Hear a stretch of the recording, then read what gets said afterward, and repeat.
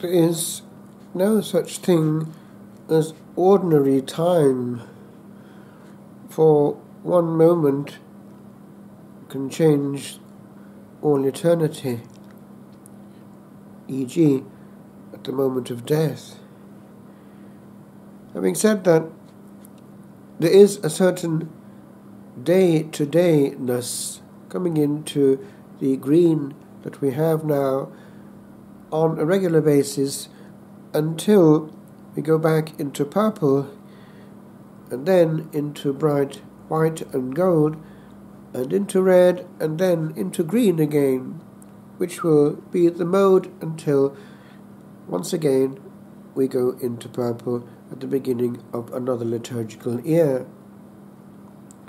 And so in this year C we follow bit by bit the Gospel of St. Luke. Having said that, we have rather unexpectedly the Gospel of John coming in here in the first of the ordinary Sundays of the year, indicating that there is a logic in the readings as they unfold.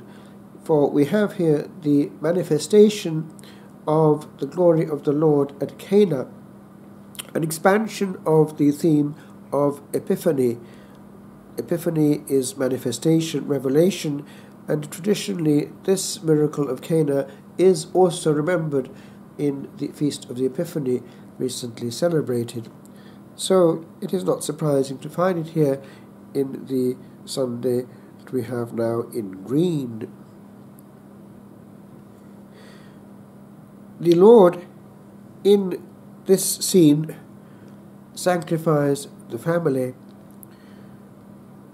We must remember how, when the progressive revelation of God was being given to mankind through the Hebrew people, the chosen race, there was a purification to take place over the years from this element of polygamy, for instance, to this element of the one partner until death. Hence it is that when it comes to the presence of the Lord at this marriage, it is going to be a union between one, and he is going to elevate this to the level of one of the seven sacraments. Already by being here, the hint is there of his desire to make holy this event.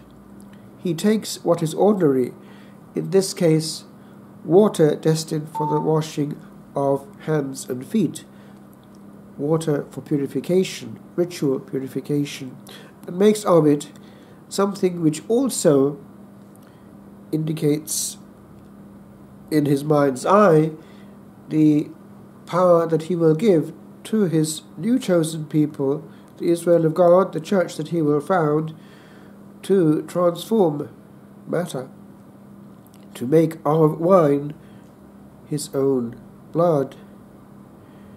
Power. There is power here. And when we take ordinary wine, although it is not our culture in the same way as it would be in the Middle East, it is taking the fruit of work and the natural part of daily living. We have to have liquid to survive. But there is a festive element in wine, and he makes here the best wine, only the best. He also, in this, takes up the joy of the Psalms, of which there is an echo in the responsorial psalm today, one of the enthronement psalms. We have here the joy of wine, oil and wine. There is a joy in creation which we harness and uplift in prayer and praise. Indeed, the gesture that the priest has at the altar, at the offertory, of blessing the Creator for the wine given is something very Semitic in tone. And to give thanks is something that we need to master in our daily life. We are the priests of creation, And in our humanity we give voice to all that mute creation which only praises virtually. We praise actually, but we need to have that mode of giving thanks, e.g., not to eat before that turning to the Creator, to be aware that it is also an indication of one more bonus. We have more time on earth. The gift of life and all that sustains it is pure, gratuitous gift, and we have no right over it. And certainly we have no right over the power and miracles of God, and we forget what we have in our cult. We forget that every time we come to our Eucharistic worship, we are handling power. We are handing that power given to the Church.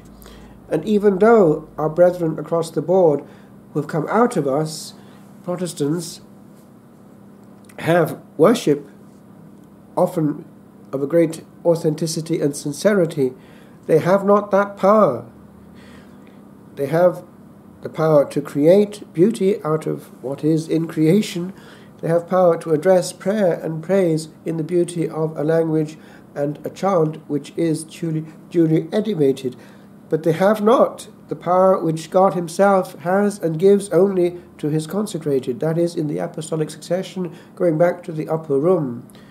And that we must not get used to or banalize. Indeed, the unnecessary use of the non-consecrated to handle the consecrated is not always a help, because it brings down God a notch unnecessarily.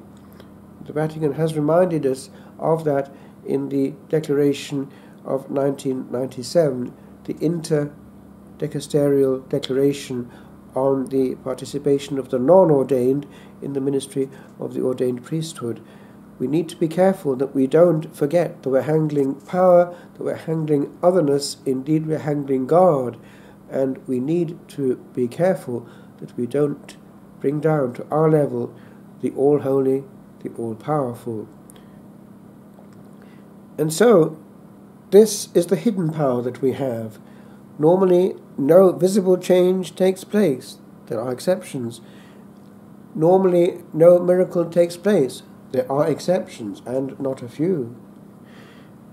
And so, it is the gaze of faith, the eyes of the mind, that recognizes what we cannot see, but which the angels and therefore also the demons may see far more than we think.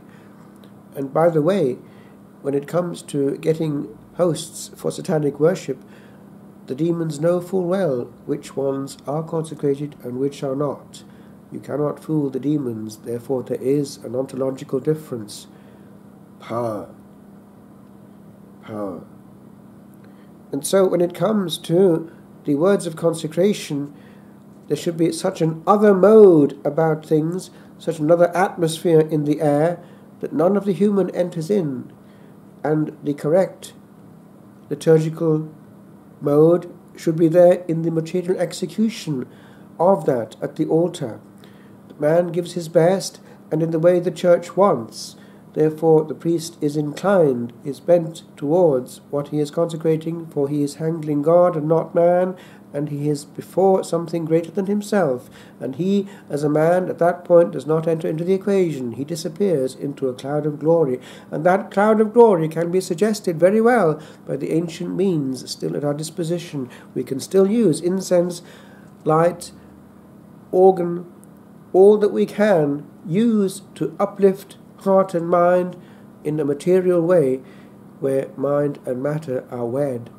True liturgy, it takes the best of what we have and elevates and sanctifies it. Care, therefore, care.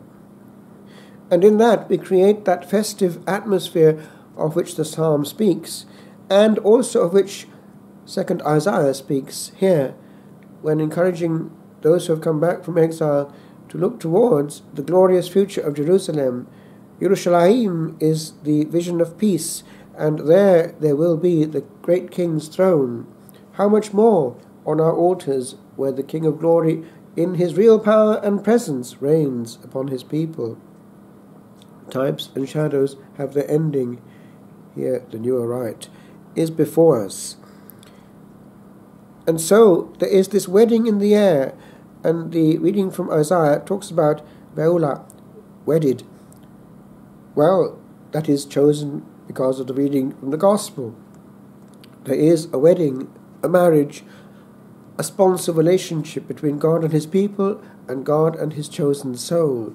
And the Eucharist is that place of nuptial encounter. Indeed, when handling nuns in the past, I have noticed that they prefer not to be visible to the people when they are at that moment of encounter with the Lord. It is too intimate, and they don't like to be seen. There's a certain discretion about the Lord's secret, the secret of the King. And also, the great writer Thomas à Kempis, in The Imitation of Christ, does indicate that one should be alone and enjoy one's God after Holy Communion. Many graces are lost and evaporate into the air because we do not absorb them and receive them well. We have power around us and in us, and we need to be present to that power. Just a little anecdote. I was talking to someone recently and had made quite a long journey to see that person who had come quite a long way from another country, indeed another continent. And I was quite surprised how, because of urgency, of things to be done in a short time, actually very little time was given to proper conversation, but the centre of attention was a laptop. And I noticed also that it wasn't all that essential after a while, but the laptop was still there, and because of its interesting nature, it was the centre of attention. Well, it's rather the same when it comes to Holy Communion. If we are so concerned about something other than God, even if it's for God, that we do not actually think exclusively about God for some moments at that nuptial moment, then we have missed the point. And we can ask the question whether over the Catholic world, Sunday after Sunday, many an assembly, many a soul is in touch with power and misses the point.